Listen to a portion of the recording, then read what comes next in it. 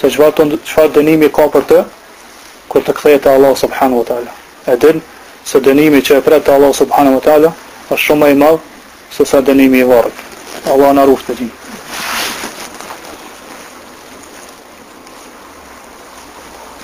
Pra, vëllezër të dashur, sa i mirë është njeriu. Sa i mirë është njeriu. Të gjitha këto gjendje, të gjitha këto gjëra, do t'i takojnë në të ardhmen e tij, do t'i dëshmoj ato, e ai prapë se prapë, është në pakujdesi, edhe në gaflet, edhe në harres, ana shkalon ahiretin.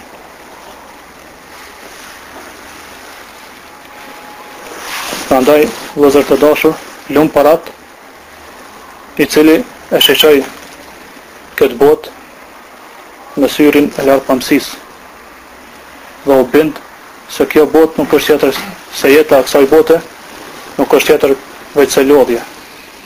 Kënaqësia në të nuk është tjetër veç se sprovë. Dhe e kuptoj se i tharët e kësaj dunjaje janë në një frikë të vazhdueshme. Gjithashtu, lum parat i cili e diti se kjo botë nuk është gjë tjetër veç se rrugë, veç se në rrugë apo një urë e cila e dërgon atë për në jetën e përjetshme. Prandaj lum parat i cili e kuptoi këtë edhe punoi për jetën pas vdekjes. Punoi dhe u përgatit për të. U përgatit për këtë udhtim dhe përgatiti përgjigjen e duhur kur të merret ai në pyetjen e varr dhe kur të merret në llogari në ditën e gjykimit. Lum parat i cili u friksua në këtë dunja dhe me frikën e tij në këtë dunja u sigurua prej dënimit, dëshkimit apo frikës në ditën e ahiretit, në ditën e gjykimit. Pra Allah i dashur në ndorrës këtyre gjërave, në ndorrës këtyre gjendjeve që do të ndodhin ty dhe je prej atyre të cilët e shtojnë mendimin, meditimin e vet rreth asaj se çka do të ndodhë me ty pas vdekjes tënde. Sepse ata të cilët e shtojnë mendimin dhe meditimin e vet, ata janë më të shpëtuarit. Ata të cilët e shtojnë mendimin e vet derisa dhe meditimin e tyre në jetën pas varrit, derisa ky meditim lind te ata edhe është rezultat frika ndaj Allah subhanahu wa taala. Frikë e cila i ndalon ata prej gjinave të Allah subhanahu wa taala edhe i nxit ata që të bëjnë vepra të mira dhe të praktikojnë urdhat e Allah subhanahu wa taala. Dhe dini vëllezër të dashur, sa i cili është fiksuar në këtë botë do të jetë i sigurt në botën tjetër. Ai i cili ka qenë i sigurt në këtë botë prej Allah subhanahu wa taala, ka qenë i sigurt dhe nuk është fiksuar prej dënimit të Allah subhanahu wa taala, ai do të jetë i friksuar në botën tjetër. Që shkar në hadithin kudsi, ku Allah subhanahu wa taala thot: "Wa izzati wa jalali", pasha krenarin dhe madhështin tëme. "La ajma'u fi 'abdi bayna amnayni wa khawfayn". Nuk ja bashkoj robit tëm thot dy frika dhe dy siguri. Fa in huwa amina li fi hadhihi ad-dunya akhaftuhu yawma ajma'u ibad. Nësa i thot ka qenë i sigurt për meja në këtë botë, do ta friksoj atë në ditën kur ti mbledh rob tën. Wa in huwa khafani fi hadhihi ad-dunya amantuhu yawma ajma'u ibad. Nësa i më ka pas mu frikë në këtë botë, do ta siguroj atë në ditën kur do t'i bashkoj robërit e mi. Pra vëllezër të dashur, të shpejtojmë që të lirojmë qafat tona, të lirojmë vetët tona dhe zjarët e xhehenemit. Të lirojmë duke menduar dhe medituar sa më shumë rreth vdekjes dhe gjendjes që vjen pasaj, dhe duke i përmirësuar dhe shtuar veprat tona të mira.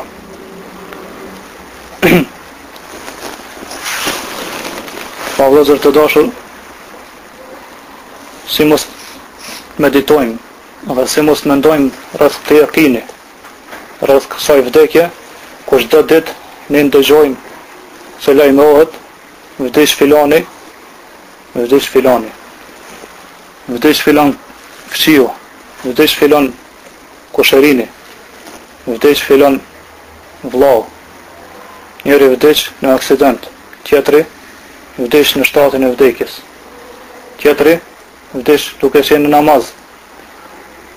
Dhe dinë vëllezër të dashur se do të vijë dita kur do të lajmërohet një ditë se edhe ne do të jemi prej atyre që kemi vdekur.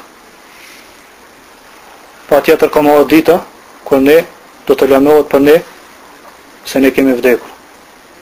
Pa tjetër do të vijë dita kur të afërmit ton, të dashurit ton do të lëndohen me humbjen ton.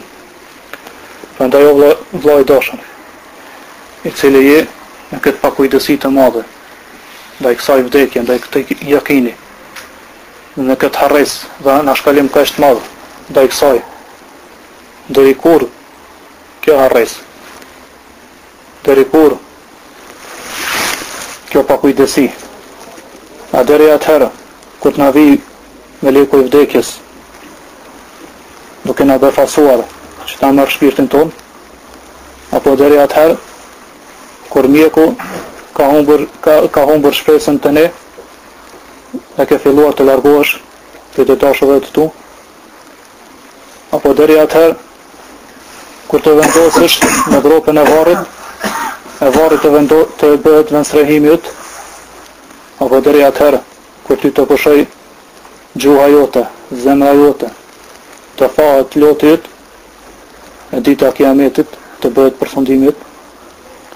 Prandaj mendo, vllai i dashur, mendo rreth këtyre gjendjeve. Mendo rreth këtyre gjërave që do t'i përjetosh gjatë vdekjes tënde. Dhe pasi që je futur në varrin tënd, dhe shpejto, ktheu te Zoti yt. Ktheu te Zoti yt dhe përmes asaj vepra tua.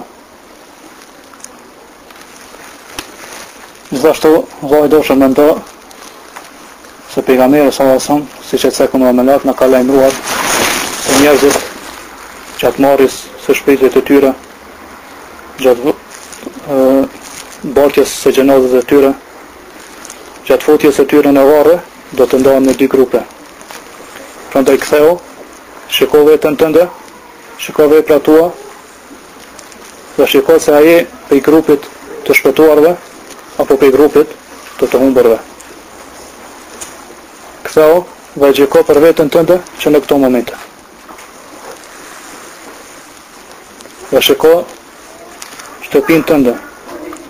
A është ajo e mbushur me atë çka e kënaq Allahu subhanahu wa taala?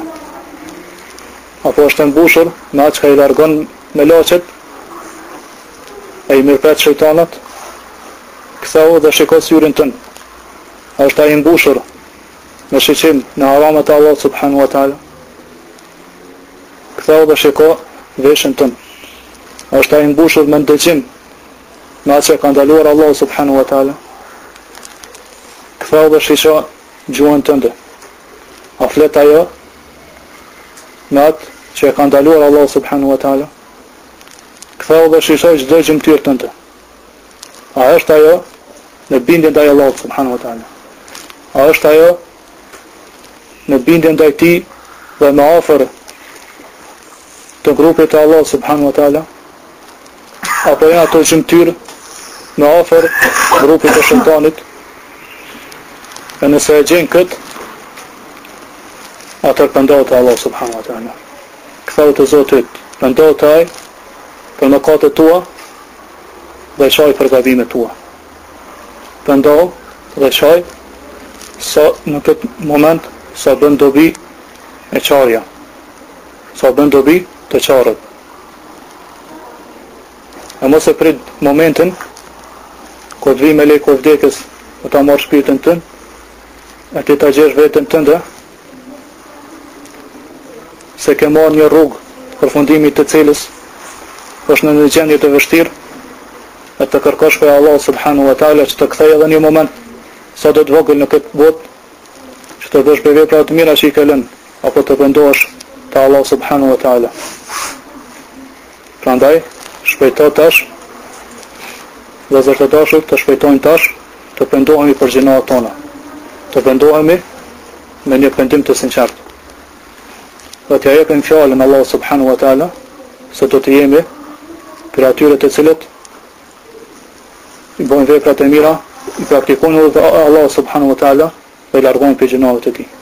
T'ja jepim besën, t'ja bojnë fjalën Allah subhanahu wa ta'ala, se do të jemi për hizmi Rahman, për grupit të Rahmanit, të Allah subhanahu wa ta'ala. Dhe do të largohemi për hizbi shejtan, për grupit të shejtanit. Të bojnë besën Allah subhanahu wa ta'ala, që të jemi për atyre të cilët e pasojnë pejgamberin sallallahu alaihi wasallam. Për atyre të cilët janë kopur për sunetin e tij dhe pasojnë atë me të drejtë dhe sinqeritet në çdo vepër për të cilën ka udhëzuar ai. Pra vëllezër të dashur, të ndalemi në këto momente me veten tonë, t'ja japim besën Allah subhanahu wa ta'ala. T'ja japim fjalën Allah subhanahu wa ta'ala, ndoshta kjo do të na bëjë dobi kur të takohemi me të në ditën e gjykimit.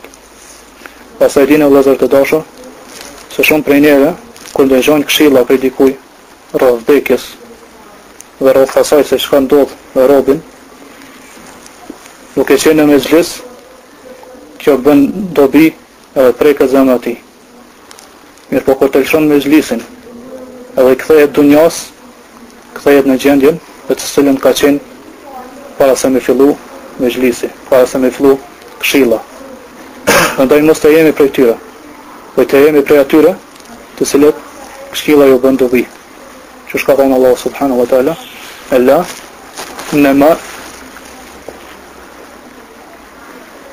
innema dhikra tanfa'ul mu'minin. Me të vërtetë këshilla ju bën dobi besimtarëve. Lutim Allah subhanahu wa ta'ala që të na zbulojë zemrat tona. Dhe që të na ruaj prej fitneve, prej sprovave të kësaj dunjaje.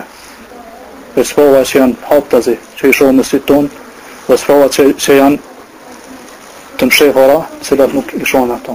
Dhe lutim Allah subhanahu wa ta'ala që të na forcojë në Kur'an dhe Sunet. Wa sallallahu ala nabiyina Muhammad wa ala alihi wa sahbihi wa sallam.